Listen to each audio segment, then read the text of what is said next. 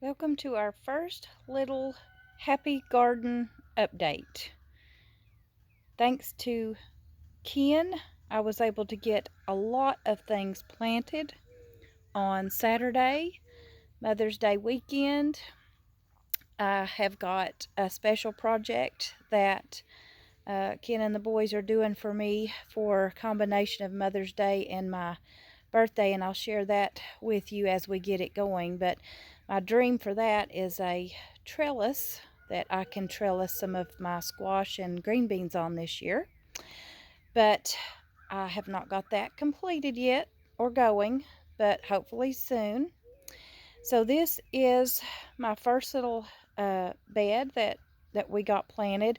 We planted quite a few tomato plants because I was blessed to go to a farmer's market in Norris. They have an awesome little farmer's market from 3 to 6 every Wednesday. If you get a chance to go down to the Norris Commons, have some really good deals.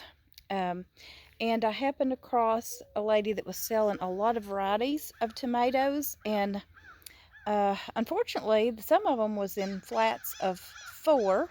So I ended up getting a flat of 4 lemon boys and a flat of 4 Cherokee purples. And then this guy here, she called him a Holy Land tomato, and she said he gets ginormous. And the story that goes with that is she had some friends that came from the uh, Holy Land, that I think they were doing mission work over there or something, and they had saved some seeds from one of the native tomato plants over there, and that's the story, that the seeds came from Israel, and so they just dubbed this a Holy Land plant. So we're just calling him our holy boy, and hope he'll bless our garden. And we've got him out here in the center. I think he was the first one we got set out, and got some eggshells around him there. And this cage we was able to get at Aldi, um, and those are really neat.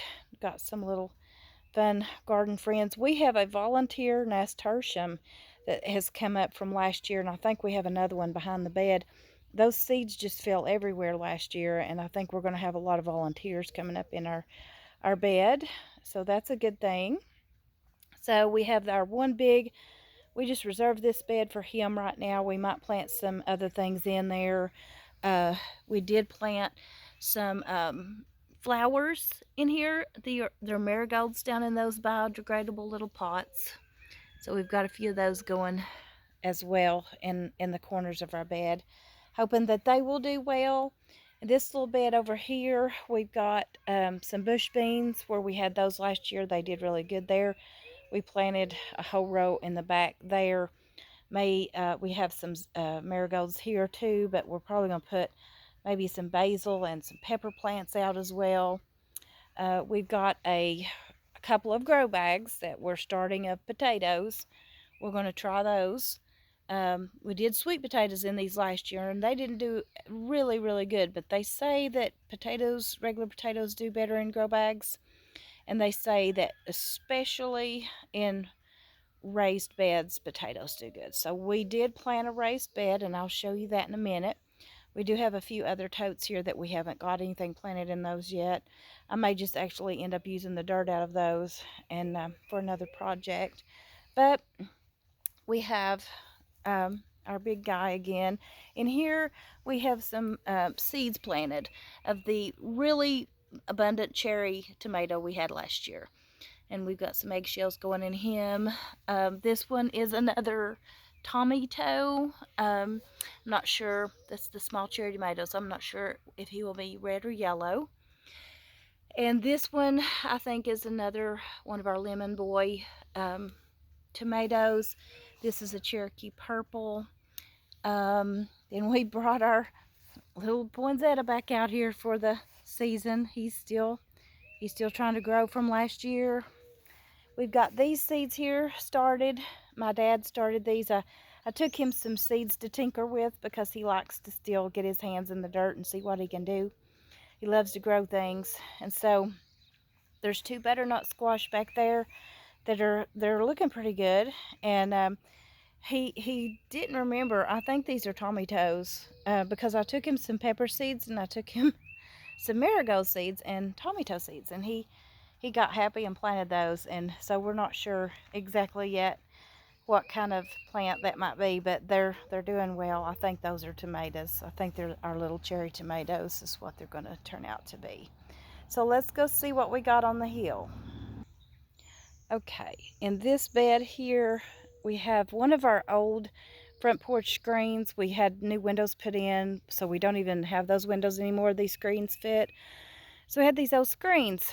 And last year when I planted some bush beans, I had some birds that thought I just left those especially for them, especially since I feed my critters so generously. They just thought, oh, she's hide and seek playing now and putting our seeds down in the dirt. We'll just dig them out.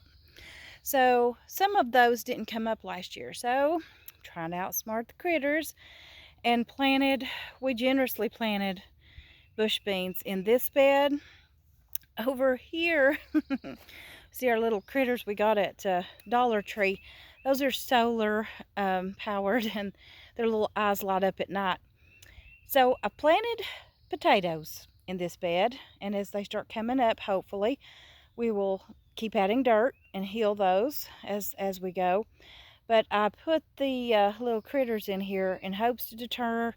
I think Mr. Squirrel thinks this is his private nut stashing reserve spot. And again, I'm sure he thought I put that out just for him.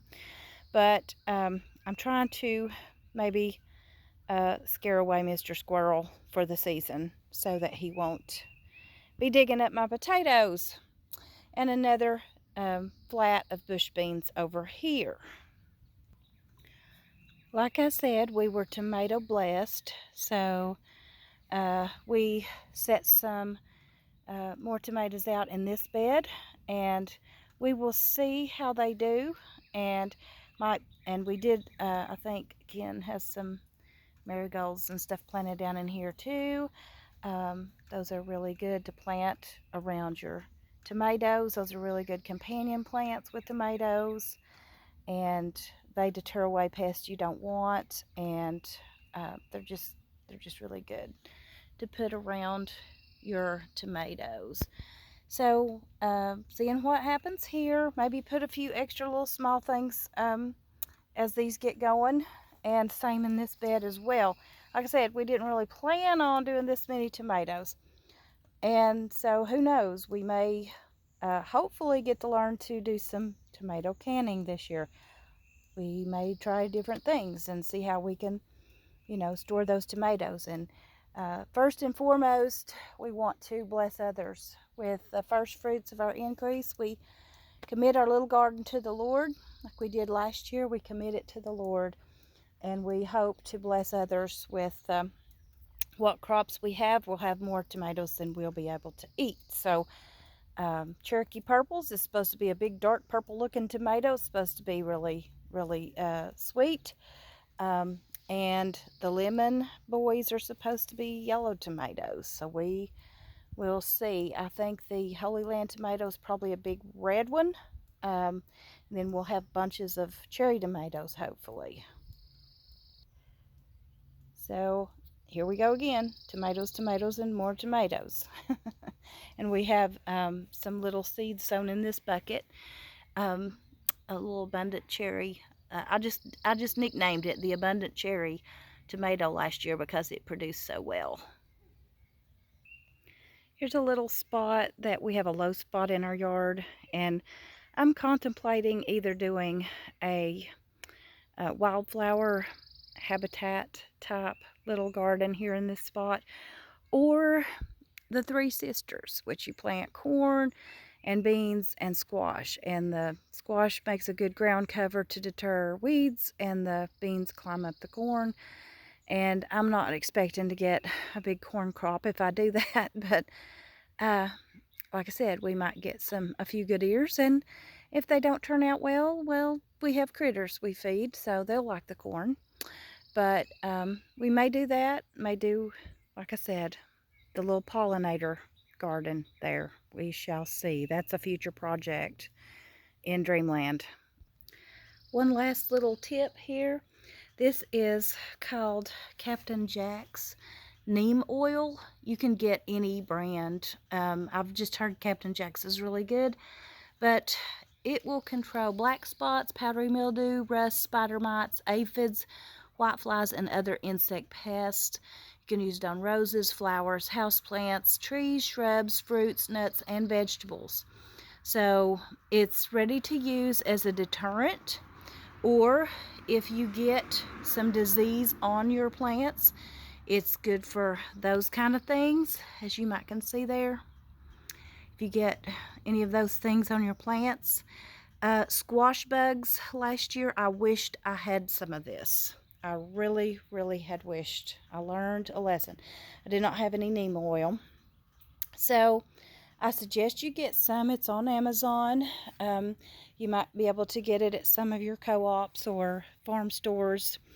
I'm not sure. So that's just our little start this year. But I really had wished I'd had the neem oil for the squash bugs last year, because at the very end of June they really got on my squash, and since they did, I can't put my squash back in the same spots as I did last year, because I'm afraid maybe some of the eggs might still be in the dirt. So it's just not a good idea. But I did spray all these beds with neem oil to prevent maybe, and about every 7 to 14 days they say spray, or if you see a problem beginning on your tomatoes, to spray.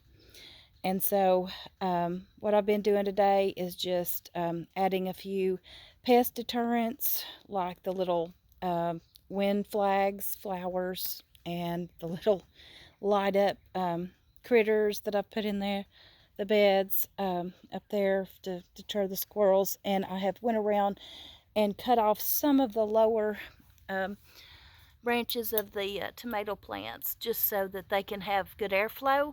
Now this little guy over here, he's sitting pretty low to the ground, but he's a cherry tomato, so hopefully he'll be okay. I did a little work on him, but we will see if we need to trim off some more of his bottom leaves or not. And when you do prune off a bottom stem, like say if I were to prune that one right there off, you can just put that in some water and give it a few days. It might start growing some roots, and you could have you another tomato plant. So anyway, sorry, didn't mean this to be so long, but hope you've enjoyed this little garden update, and we will check back with you hopefully with an update here in a week or so if things start popping up out of the ground and if we get more planted. Talk to you then. Bye.